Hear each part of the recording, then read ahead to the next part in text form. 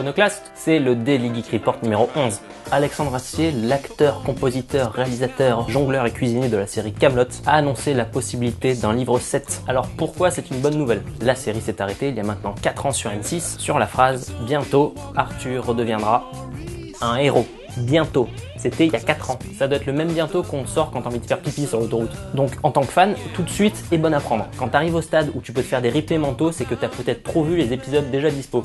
Ça arrive. Alors maintenant, pourquoi c'est pas une si bonne nouvelle? Bah ça fait un moment qu'on attend sa trilogie au cinéma. Après, il paraît surtout que Astier galère avec des problèmes de droit plus qu'avec des problèmes d'argent. Il ne s'agirait pas de transformer les films en épisodes. Donc on aurait bel et bien des films au cinéma, mais plus tard. J'espère vraiment que c'est reculé pour mieux sauter. Côté petit monde des super-héros, Cobie Smulders, Robin dans How I Met Your Mother et Maria Hill dans Avengers incarnerait bientôt Wonder Woman dans le prochain jeu Lego DC Comics. On est désolé pour ce jeu suspense pourri, mais bon, faut bien des pics et des vallons. Après, on pourrait penser que c'est un pas vers l'incarnation au cinéma, sauf qu'on n'a encore jamais vu quelqu'un prêter sa voix dans les dessins animés et devenir le personnage dans un film. La preuve avec Nathan Fillion, Castle dans Castle, mais surtout Malcolm Reynolds dans Firefly, qui avait prêté sa voix à Green Lantern dans les dessins animés, mais qui n'a pas eu le rôle dans le film. Pour en revenir à Cobie Smulders, elle devrait apparaître dans la série Marvel Agents of S.H.I.E.L.D. Ce serait un personnage semi-guest star, semi-récurrent. Tout de suite, la bande-annonce de la série où elle n'apparaît pas.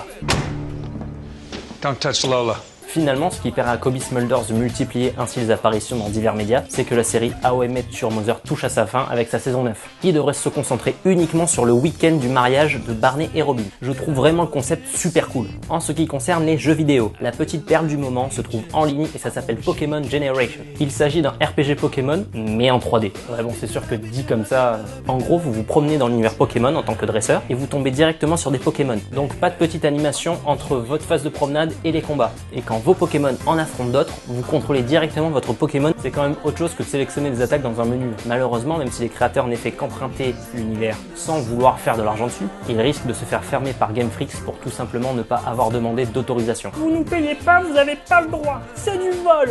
Mais on se fait même pas de fric. Le film du jour, c'est Kiss Kiss Bang Bang. C'est un film noir, donc à base de détectives privés, de monologues, mais surtout un grand moment de détournement de clichés. Et enfin, on se quitte avec la chanson du jour, Living Life de Hills. Hills, très connu pour avoir été présent sur les 2 BO des 2 premiers Shrek. Vous devez vous souvenir de My Beloved Monster et de I Need Some Sleep. En attendant le prochain DGR, je vous invite à voir les 2 nouveaux Vimarages disponibles sur la chaîne. Autopub! À demain, je m'en retourne à l'Institut. Hold me like a mother would, like I've always known. Somebody should, yeah. Although tomorrow it don't look that good.